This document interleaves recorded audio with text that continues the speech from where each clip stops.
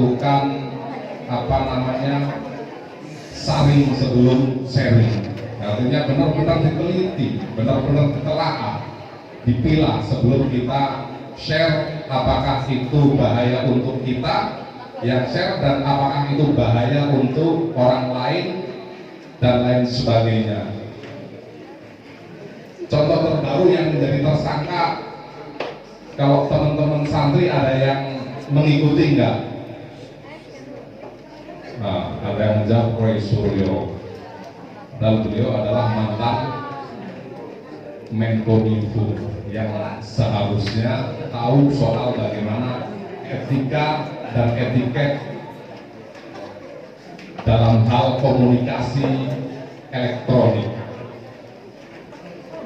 Tapi ternyata bisa terpancing dengan suatu perbuatan yang secara etika dan etiket memang dia telah masuk pada ranah yang berpotensi untuk dijerat secara hukum. Tentu generasi muda, teman-teman semuanya, tidak boleh dan tidak seharusnya untuk masuk pada wilayah itu. Era digital harus dimanfaatkan untuk keperluan yang produktif, untuk keperluan yang edukatif, sehingga pertama kalau tidak untuk kreativitas juga bisa untuk bisnis. Kalau bukan untuk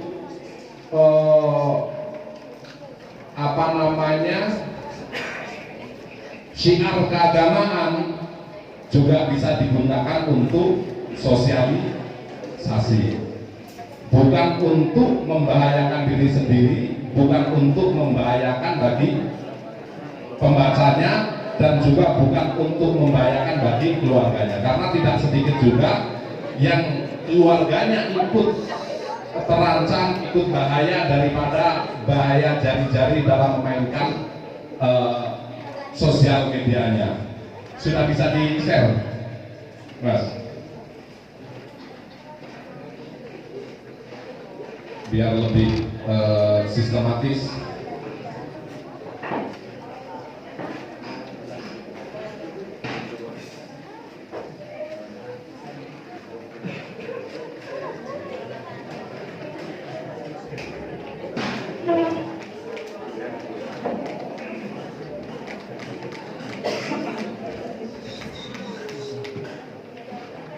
Jadi kalau kita mau flashback kepada kasus yang menjerat Roy Suryo, sebenarnya mungkin pertama dari sisi perbedaan politik bisa jadi, kemudian merasa lebih pandai juga bisa jadi, tetapi ini nyatanya telah membahayakan dan tidak ada yang tepat dari sisi hukum. Dan ternyata walaupun orang hebat ketika diperiksa polisi juga sampai 12 jam juga itu pasti akan menjadi semacam rasa psikologis yang harus menjadi pembelajaran bagi siapapun, bahwa jangan sampai hal seperti itu terjadi menimpa kepada kita. Terus kemudian yang menyangkut keagamaan, dulu katakanlah pernah viral ada ulama yang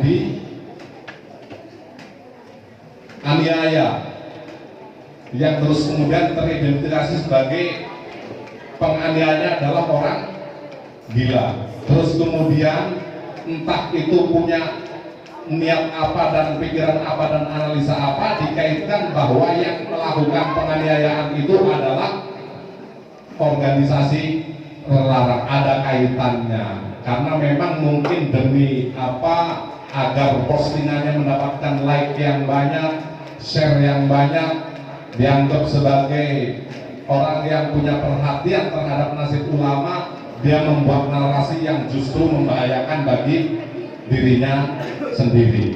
Nah, itu hal-hal yang harus kita lakukan. Sharing sebelum sharing atau sharing sebelum sharing? Oke. Jadi pertama itu yang halaman cash, Mas Asrof. Jadi soal stupa, entah itu yang mengedit siapa, ada stupa yang diserupakan dengan pemimpin kita, terus kemudian juga dengan narasi-narasi yang menyesatkan. Ini memang kalau ini keluar dari seorang tokoh yang memang pernah menjadi menteri, ini begitu tersiar oleh orang yang memang beda secara politik, dia akan menimbulkan kebencian yang mendalam.